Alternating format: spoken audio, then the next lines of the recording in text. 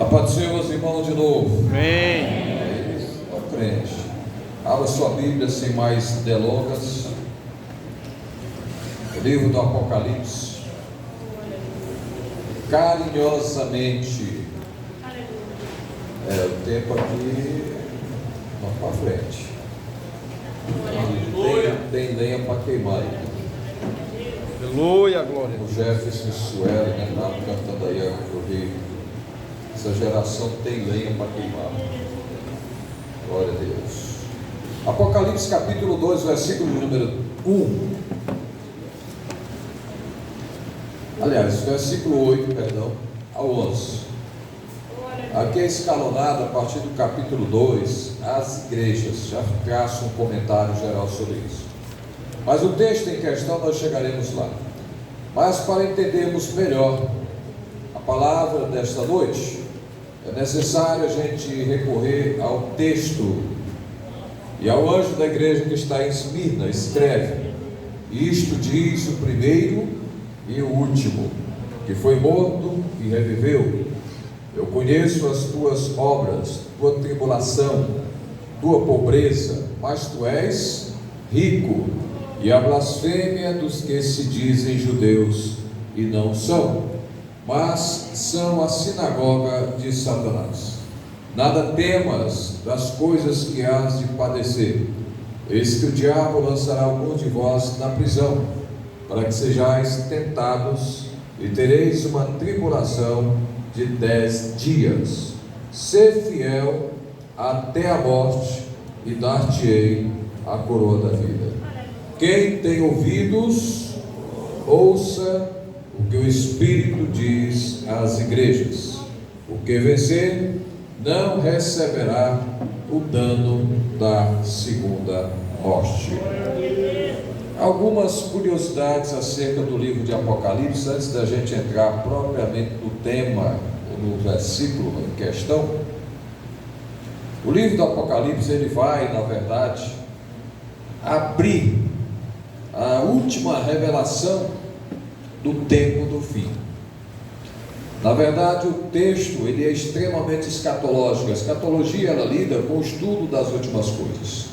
Do grego scatos, tratado do último, e logia, que significa o estudo desses últimos acontecimentos.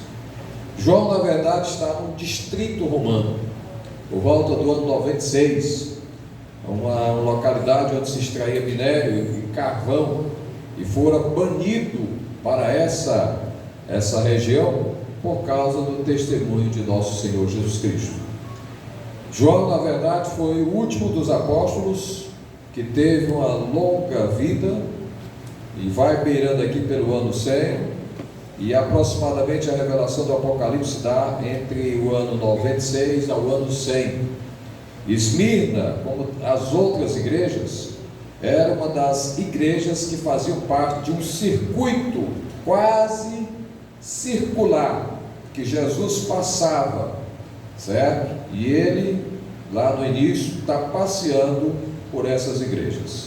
Uma outra curiosidade dessas igrejas é que elas representam as igrejas de cada era. Elas existiram num tempo X da história, por volta do ano 100, por aí, e algumas delas ainda existem. Essa de Esmirna ainda existe, outras não mais existem, geograficamente, historicamente, mas cada igreja dessa traz uma lição para nós. Das 7 igrejas que o Senhor escreveu para elas, ele escreve para o anjo da igreja.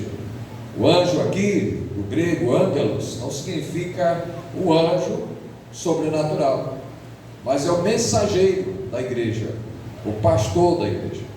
A igreja então tem um pastor, e o Senhor ele preza em revelar isso a esta igreja, mas por intermédio do seu pastor. Ao anjo que está na igreja de Esmirna, ao anjo que está na igreja de Éfeso, escreve, manda essa notícia, faz chegar a ele. E aí alguém diz: por que estas 7 igrejas foram selecionadas e mencionadas na ordem que o viajante as visitaria? é uma pergunta. Se você observar, vai fazer um circuito geograficamente. Aqui Éfeso, lá vem Esmirna, aí lá vem a próxima, até fechar a última. Ele anda por cada uma delas. E abrindo a Bíblia, no capítulo 1 de Apocalipse, abra lá comigo. Você vai ver uma das revelações mais magníficas que João vai ter de nosso Senhor Jesus Cristo, certo? E ele diz aqui, capítulo 1, revelação de Jesus Cristo, a qual Deus lhe deu para mostrar aos seus servos as coisas que brevemente devem acontecer. E pelo seu anjo as enviou e as notificou a seu servo João, o qual testificou da palavra de Deus e do testemunho de Jesus Cristo e de tudo o que tem visto. E ele diz: bem-aventurado aquele que lê, e bem-aventurados os que ouvem as palavras desta profecia e guardam as coisas que nela estão escritas, porque o tempo está próximo. Em outra versão mais clássica do original diz: o tempo está cumprindo-se e cumprido, não no sentido de longo. O tempo cumpre-se e ele logo se fechará, certo? Vamos prosseguindo aqui. Qual o versículo?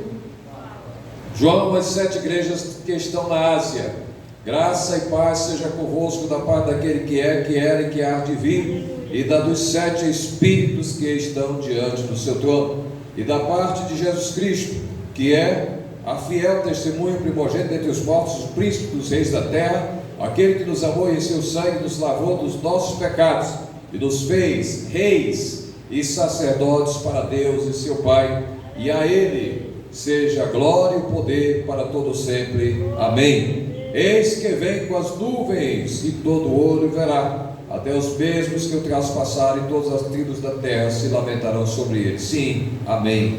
Eu sou o Alfa e o Ômega, o princípio e o fim, diz o Senhor, que era, o que é, que há de vir, o Todo-Poderoso. Aí João vai ver ele caminhando por entre os castiçais. Os castiçais são estas igrejas. Algumas dessas igrejas, elas estão numa condição não muito favorável, mas o Senhor não as, vamos dizer, despede, recrimina para sair da sua presença. Pelo contrário, ele vai lutar por cada uma delas. Uma resposta que o Walter Scott dá para essa pergunta, porque essas 7 igrejas foram selecionadas na ordem, seria o seguinte: as 7 assembleias selecionadas formam um círculo da igreja em sua universalidade, no contexto da época, certo? E em períodos sucessivos da história, como também em qualquer momento dado até sua rejeição final como testemunha infiel de Cristo. Para o contexto, Jesus não rejeita nenhuma igreja. Até o momento em que houver a oportunidade de arrependimento, essas igrejas, ou quem está nessa igreja, pode se arrepender. As cartas podem ter um significado, uma significação muito profética, e ela tem, certo? Alguns intérpretes veem o cumprimento final das cartas nas sinagogas e assembleias encontradas na Ásia Menor, depois que a verdadeira igreja for arrebatada. Esta ideia pode ajudar a explicar algumas referências aos judeus que estão aqui sendo feitas nas cartas. Os elogios e as condenações citadas nelas têm sido proféticos nesta era da igreja. Agora observe esse comentário.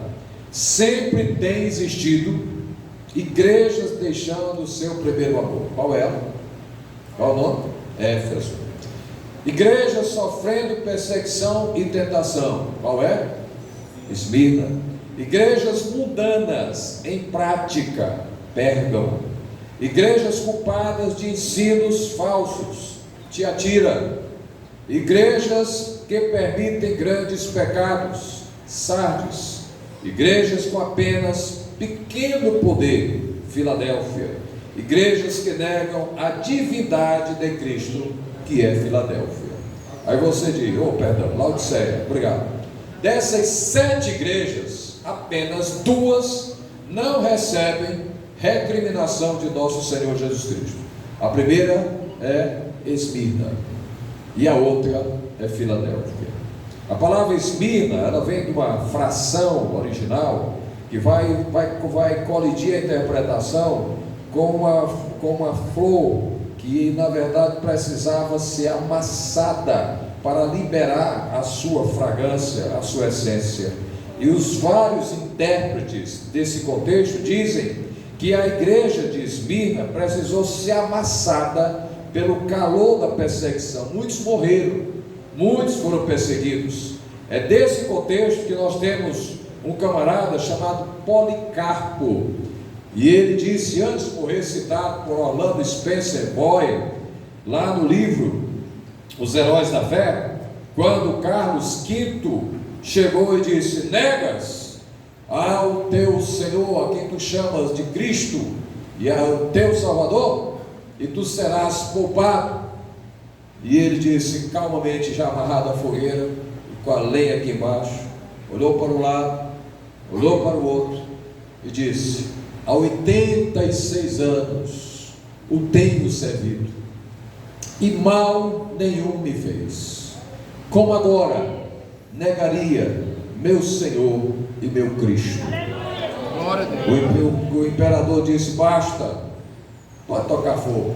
E ele morreu. Alguns biógrafos dizem que podia-se ouvir ele glorificando a Deus da fogueira, podia-se ouvir ele louvando a Deus, mas ele foi fiel até o fim. Aleluia. E daí para frente o banho de sangue se estabeleceu na igreja. E o período em que nós estamos aqui é do imperador Domiciano, um dos imperadores mais cruéis que Roma já pôde ter no seu tempo. Ele trucidava, perseguia, e foi nesse período que, por causa do testemunho de Jesus, João foi banido para aquela região. E na verdade, quando chega na igreja de Esmirna, há aqui algumas considerações históricas. Tereis uma tribulação de 10, pode ser 10 anos, ou 10 imperadores que irão passar, que irão solapar a igreja. E esse período representa, na verdade, uma devassa que Deus permite que aconteça sobre a igreja, um derramamento de sangue. Ora, se no capítulo 12 de Atos dos Apóstolos, por volta do ano 33 a 34 aproximadamente, começam a perseguir a igreja, a partir dos líderes, a partir dos homens que estavam à frente, decapitados, né? E aí vem uma história de sangue, do ano 33 até o ano 100, do ano 100 ao ano 200, onde na verdade a igreja vai experimentar o que é ser fiel ao Senhor, o que é ser perseverante no Senhor. Diga-se de passagem que, em compensação, nós tínhamos uma igreja de uma qualidade excelente espiritualmente, nós tínhamos uma qualidade excelente moralmente, nós tínhamos uma igreja que, humanamente falando, tinha uma qualidade diferente da igreja do nosso tempo. Diz o pastor Paulo Júnior que ele é bem exagerado, mas algumas coisas a gente aprecia, né? E ele diz lá: nós estamos convivendo hoje com a pior geração de todos os tempos. Não é só a geração que está dentro da igreja, mas a geração da sociedade de um modo geral.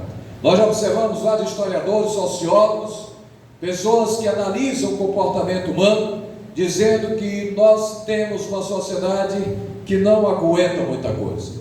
Balmer mesmo, Zygmunt Bauman, falecido sociólogo, diz categoricamente isso, que ele escreve várias obras intitulando Geração Líquida, Sociedade Líquida, Amor Líquido, Relacionamento Líquido. O que é isso? Se você colocar água aqui nas mãos, com as mãos abertas, a água vai descer, vai ficar um pouquinho aqui, é preciso você saber equilibrar para não perder isso daqui. É uma sociedade em que ele diz que é instável em tudo o que ela pratica. Você pode ser muita coisa às vezes dentro da igreja, uma mensagem mais dura, uma mensagem mais pesada da Bíblia. Não, eu vou lhe processar, está causando vexame. Até o modo da gente disciplinar hoje os crentes está complicado. A gente não pode chegar e dar o nome de uma pessoa e dizer que ela adulterou, que ela fez isso. A gente teve que se adaptar aqui no campo, seguindo a orientação desde que esse campo foi fundado do advogado nosso, que a gente dissesse assim: fulano foi disciplinado por incontinência moral. Quem é que tem continência moral?